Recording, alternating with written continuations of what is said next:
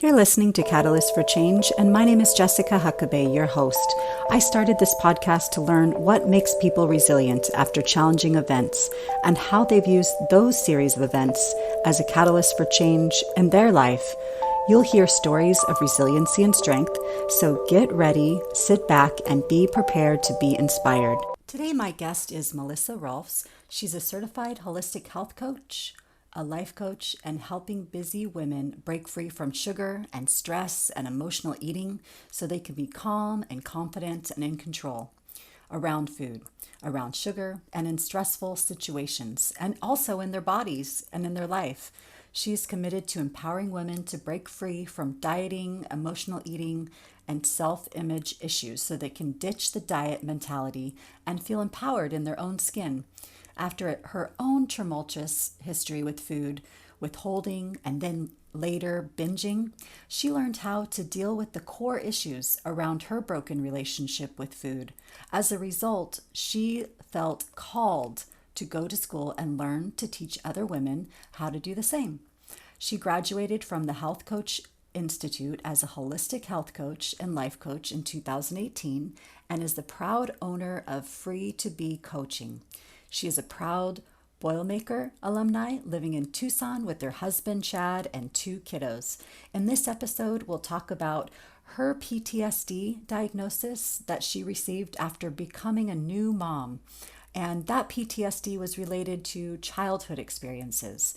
It was very tough finding resources for that type of PTSD since what she was seeing was mostly focused on the military. So we'll talk a little bit more about that as well. Well, thank you, Melissa, for coming on my show, Catalyst for Change Stories. I was really curious to hear your story and more about you. It sounds like you have a really interesting story. Can you tell me more about that? Yeah, absolutely. So I think, thank you for having me, first of all. I'm excited to be here. And I think my catalyst for change really came through my own PTSD diagnosis. It was about 10 years ago, and my husband was traveling for work. We had a newborn baby who wasn't sleeping through the night, and we had a 2-year-old daughter who had some unknown food allergies and some sensory challenges, and I had a PTSD diagnosis, and it was all like right at the same time. Wow. It was very overwhelming.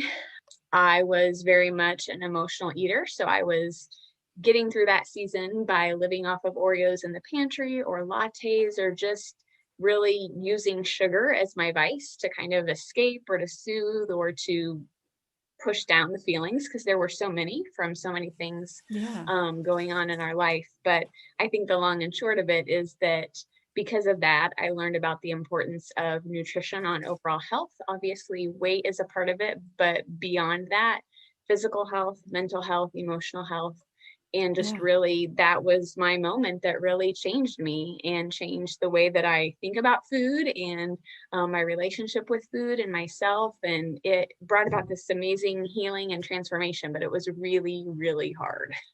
Yeah. So it sounds like you went through a lot in such a short amount of time. You had a new baby that wasn't sleeping. You had a 2-year-old that had challenges that you were facing as a family, and you were out of town, it sounds like. We Or your were away husband. from family, but my husband was Oh, traveling for work too. So kind of a okay. double whammy there. Yeah. Oh my goodness. Yeah. You had a lot going on. So tell me what the PTSD diagnosis was all about.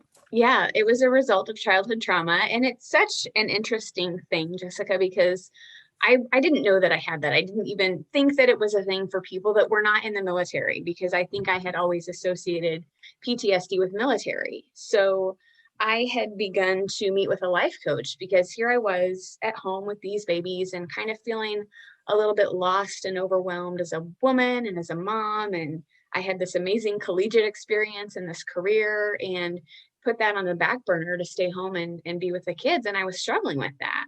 Yeah. So started meeting with a life coach to help provide some clarity and direction. And she was also a therapist, and she also had her own PTSD diagnosis. And so in working together through the coaching, she picked up on some things that I had said. I don't know how she did it in her therapist way, but identified that it was a possibility that I could have PTSD. And so she broached that with me. My first response was, no, I wasn't in the military. That's impossible. She Yeah. gave me some resources to read, and I went home and read them. And I said, I think this could be a real thing for me. So she was actually the therapist that diagnosed it, and we transferred the role from coaching to therapy into that point. Okay, so she was also a licensed mental health or psychologist in that field, and she was Yes. a life coach. Wow, Yes. that's really good that you got a hold of somebody that had the background in both. So you were able to figure out other things in your life, and also she was able to recognize that you were telling her about, and what you were telling her in therapy was you had PTS or PTSD related symptoms or things that have happened in your childhood that were popping up now. And if you don't take care of those, it sounds like things start popping up later on. Absolutely. As she said, and I've kind of taken this phrase and I use it as well, is they come out sideways. And that's what I was doing. I was an angry mom. I was frustrated. I was not who I wanted to be, but I didn't know another way to respond or react or how to handle things that were coming up in everyday life of having kids. Yeah. And that I feel like as a mother myself, I feel like that is the time period where you're challenged the most. All those old habits from childhood, how you were treated, how the family unit was when you were a child really comes up, and you have to deal with a lot of those things as a new mom, especially. Absolutely. And I find there's so little support for that too. Because if you grow up a certain way, it's kind of what you know, it's your default. But if you want to raise your family differently than the way that you were raised, that takes a lot more work and intentionality and resources. And I don't know that there's a lot of that out there. Yeah. So the resources that you drew upon aren't, necessarily obtainable for some people that may not have, the means or the time, people working three jobs to support the family. Yeah. And, that is a challenge. What other resources did you draw upon during that challenging time? Well, definitely a naturopath. That's really kind of where it started, because the first step with the PTSD, in addition to the therapy, was to try medication, and it Yeah. didn't work for me. And I know that it works for some people, but I believe we're different, and what works for one doesn't work for all. Yeah. So because it didn't work for me, I started meeting with a naturopath, and we did some vitamin and mineral testing and discovered that my levels were very low. I was basically living off of the standard American diet, a lot of processed foods, a lot of carbs, a lot of sugars. So it makes sense, but really discovered, meeting with her, the importance of supplementation and nutrition, and really that component of things are really kind of what changed my trajectory. I think that was the biggest resource in addition to the therapy, actually. Okay, so therapy, the naturopathic, the route where you're using vitamins and minerals and diet basically and lifestyle change in order to help move you forward mental health wise and physically, it sounds like. Yes, And absolutely. yeah, and were there any other things related to your PTSD that you were able to find resources for or any kind of tools? Not really. I mean, we had a really great support network there. We were part of an amazing church and had a really great small group. And I just knew that I had people around me that loved and cared and were there for me. Yeah. And like if I needed, if I needed to go to an appointment, I could leave my kids with them. Like I just knew that we were well cared for. So I think that community aspect is super important, and having people who you can be vulnerable and transparent with and know what you're going through so they know how to support you. You mentioned faith, and that's really important. And they've done a lot of research, and they know that faith is very important in people's life. Either if you're not religious, maybe it's your spirituality or your sense of community with others, that like-minded individuals, or even people that aren't like you, but just people that you can connect with is really, really important. No, that's really great. I'm glad that you had that available to you. Now, It how are was the you? lifeline. Yeah, exactly. Now, how are you doing these days? What are you doing these days? I'm great. I'm a certified health and life coach myself because of my journey. I think that a lot of times people don't know maybe that they're stuck. They maybe know what could be holding them up, but they don't know the how. And so I really like to come along people and help them figure out the how, because that's what happened on my journey. I discovered that I had this diagnosis and these things could change it. And so I don't feel called to be a therapist, but I feel called to be a coach and really come alongside people and help them make those changes that maybe they don't know how to make. Yeah, so keeping them accountable or holding themselves accountable, not you doing anything, but just walking alongside them in their path of getting healthy, whether it's, weight loss or it's, mental health related, you're there for them alongside them to help them through that process. Oh, that's so important. So tell me about some of the challenges related to the work that you do. I think the biggest challenge, to be honest with you, is I think that so many people associate food with weight.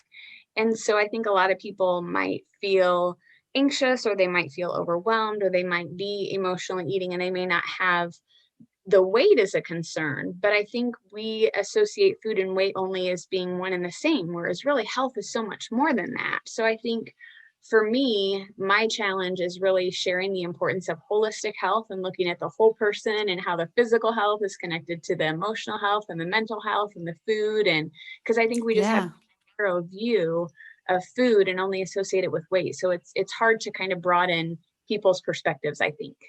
Yeah. And what was the most challenging part of your recovery from PTSD? I think the lack of resources, to be honest with you. I mean, How, I had yeah. pulled upon some amazing ones that I shared with you, but I remember like researching on the internet and not finding anything. There was so much for military, but there wasn't a lot for the mom or the person who didn't have military experience, who had this diagnosis and maybe didn't know what that looked like or what that entailed. I think just the maybe the lack of knowledge, information around it was kind of tough.